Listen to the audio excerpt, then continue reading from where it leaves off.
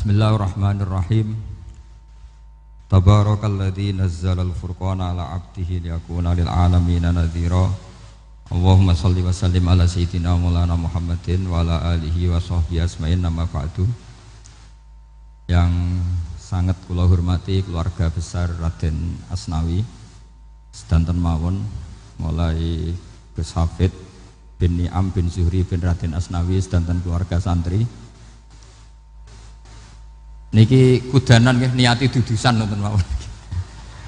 Terus riyen wonten cerita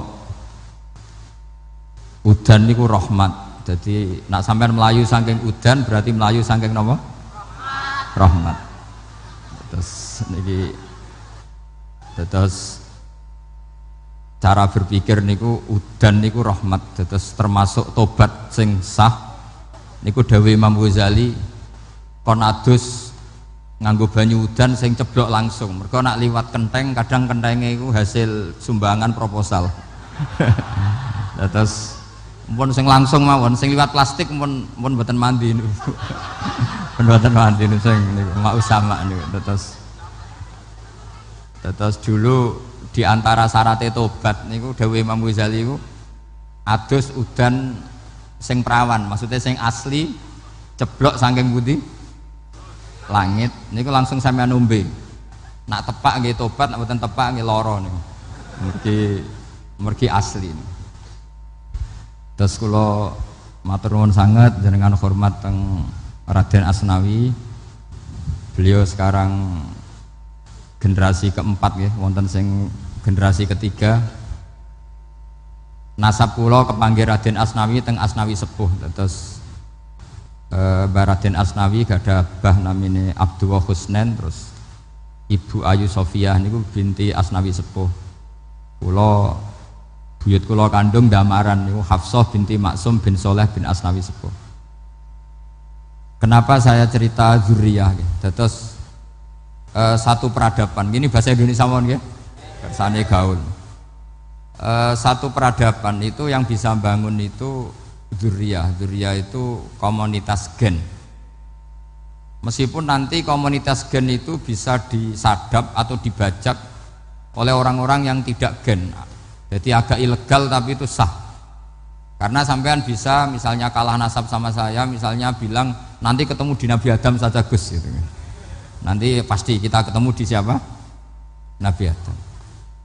Terus kedua, kekalahan nasab itu udah abadi, karena nanti setelah jenengan ditanya di kuburan, bapak kamu siapa? Itu disuruh jawab Nabi siapa? Ibrahim. Terus kekalahan nasab sampean nanti berakhir di kuburan, karena nanti dijawab siapa bapak kamu, disuruh jawab siapa? Nabi Ibrahim. Jadi yang punya bapak Karmen apa itu sudah selesai, sudah nggak dipakai lagi. Nanti pakai siapa? Nabi siapa? Ibrahim. Nah, kenapa saya cerita bahwa nasab gen itu akan disatukan oleh satu visi ilmiah yang objektif.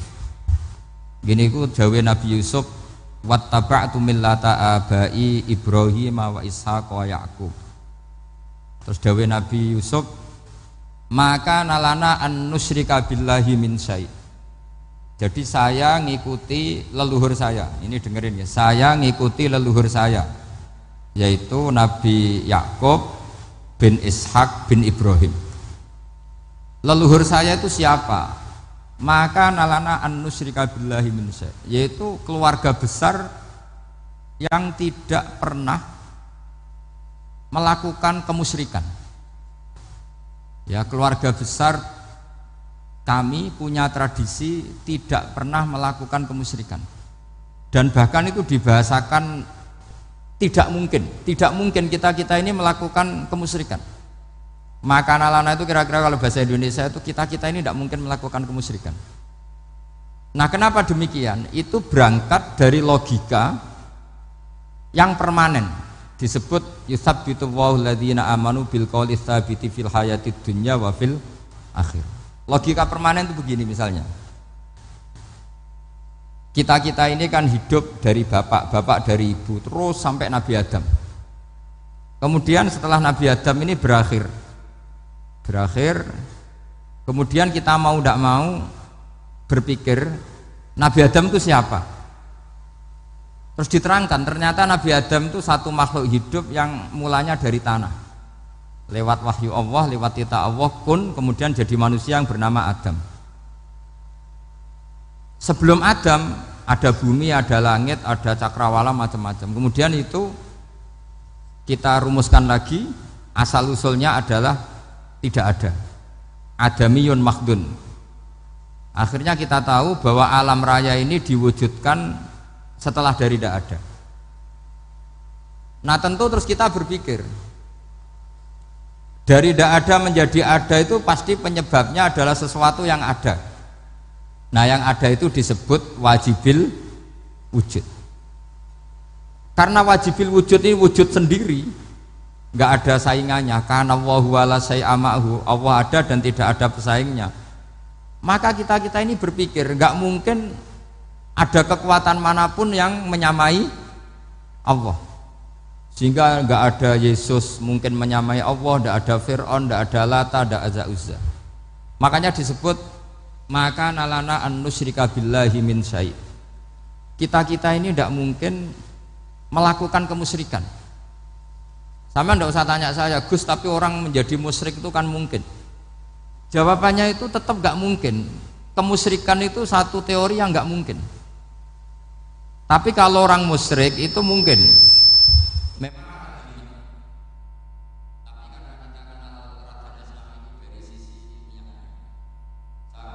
Kitab beliau, mungkin saya termasuk pernah cucu yang membawa kitab beliau banyak ke Korea. Saya itu beli pesolatan tuh bukan 1 2 sampai 2 kerdus 3 kerdus. Itu mulai dulu, mulai saya ngiai sampai sekarang. Tak bawa ke Sragen, ke Solo Tigo, termasuk tak bawa ke Korea. Jadi mungkin ya ini GR saya ngaji di sini itu barokahnya jualan pesolatan. Tapi bukan jualan yang cari laba enggak, karena tak gratiskan, tapi itu dagang akhirat lah kira-kira gitu. Jadi kalau saya masuk neraka kita era pantas, bakul pesolatan kok masuk neraka gitu, kayak itu nggak pantas itu. Karena saya termasuk orang ya yang cara berpikir itu optimis. Dulu di sini ada orang alim alama namanya Raden Asnawi. Terus kemudian sejarah agak berpolemik, ada yang mengatakan beliau itu muridnya Syekh Nawawi, ada yang mengatakan tidak. Apapun itu yang saya yakini adalah beliau ya saling istifadah lah, saling bermanfaat bagi Syekh Nawawi Banten. Saya punya catatan sejarah banyak tentang Raden Asnawi karena guru-guru kita itu akan ketemu di Syekh Nawawi Banten. Yaitu kita tahu misalnya saya ngaji Mbah Mun ngaji Mbah Zubair misalnya ngaji Syekh Fakih Mas Kumambang, ngaji Mbah Mahfud, terus ngaji Sayyid Abi Bakar Sato, terus ngaji Sayyid Zaini Dahlan. Kalau keluarga sini mungkin misalnya Gus Hafid, Mbah Niam, Mbah Zuhri, terus Raden Asnawi. Raden Asnawi kita tahu nikah dari istri mudanya Syekh Nawawi, yaitu Nyai Hamdana. Saya sering diceritani Mbah Mun, terus Nyai Hamdana punya anak yang namanya Zuhriyah dari Syekh Nawawi. Kemudian setelah dinikahi Raden Asnawi punya anak namanya Zuhri, Minan, Niam, terus sampai ke Gus Hafid itu, Hafid bin Niam. Kenapa saya cerita ini? Karena kealiman itu adalah sesuatu yang dibanggakan Allah. Imam Amudi itu ulama ahli matematika. Jadi ada ulama itu ahli matematika. Dia nggak pernah ngajarkan pesolatan, zakat, sholat, tapi dia ngajar matematika. Kemudian dari matematika itu beliau menjadi ahli tauhid. Sehingga nanti Mungkar Nakir itu nggak akan tanya dia marabbuka wa manabuka, karena dia punya rencana. Yang ngajar tauhid itu saya, kata. Jadi kalau dia akan marabbuka, pangeran kamu itu siapa? Malaikat malah dilawan. Kamu pernah ngajar tauhid? Saya ini guru tauhid.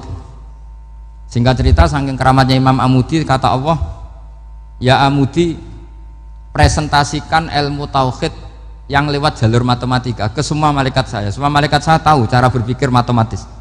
Karena malaikat itu imannya itu iman mauhibah, karena dia malaikat, ya iman karena tahu neraka, tahu surga, terus dia iman. Kalau kita enggak, kita iman tuh pakai logika, jadi lebih keren.